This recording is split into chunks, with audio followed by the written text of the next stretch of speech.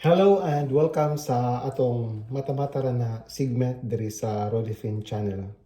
So karong panahon na atong tun-an paano ta mag-multiply og mga numbers gikan sa 11 to 19. So tandaan nato guys na kining trick na atong tun-an karon para lang sa mga numbers nga atong i-multiply gikan sa 11 hangtod 19. So kung sobra sa 19 dili na siya pwede or below sa 11 dili po siya pwede. Kay sa tong elementary man, di ba? Si ma'am o si sir gina-memorize itag mga table of multiplication, kanang mga single digit number murag dali ra to kayo, kaya na to kayo, pero pag maabot na ganito sa 11 hangtod 19 murag mupitok-pitok na tong mata, palaban na dito sa ato ang katong likod bitos notebook nga table of multiplication or palaban ta sa calculator.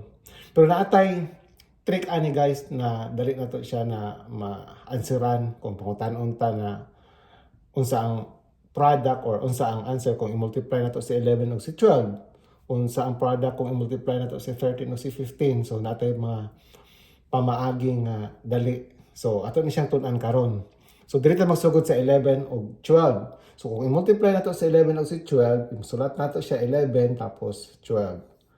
Una-una to mag-shape, mag-draw ta kanang mapa sa Africa. Ngano nang porma sa Africa na mapa.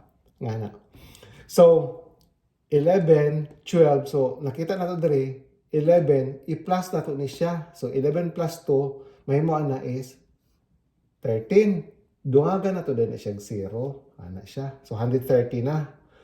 And then atong buhaton sunod is i-multiply na to ang last digit sa kining 11 o last digit sa 12. So 1 times 2 is equal to 2. So mahitabo na 130 plus ani mo og 2, ang answer ana 132. So yan na lang siya kadali guys.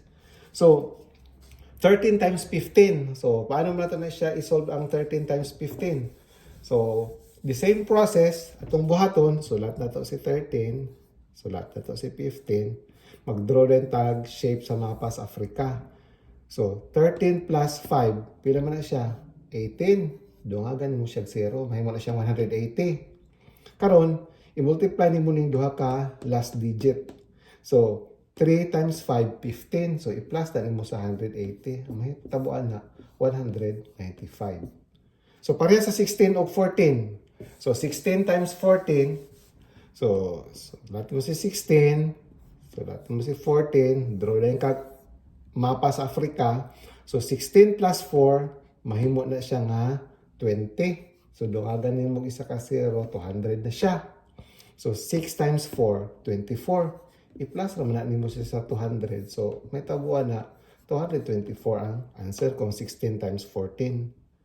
So, kung 17 times 19 guys, try na to. Diba?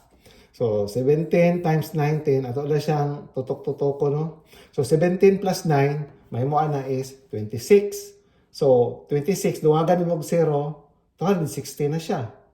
So, na kay 260. Sunod mo buhaton, i-multiply mo si 7 o si 9. 7 times 9 is 63. So, katong 63, dungag mo sa 260, mahimo na siya nga 323. Inga na lang siya kasayon guys, mag-multiply og number gikan sa 11 hangtod 19. Basta tandaan na to ha, kini siya nga rule para lang siya sa numbers from 11 to 19. So, dahan kayong salamat sa inyong pagpaminaw. Sa sunod na po tayo mga tricks para sa math. So, ayaw kalimot og like og share sa ato ang video karong panahon na. Og ayaw pud kalimot pag-subscribe sa Rodifin channel. Dahan kayong salamat.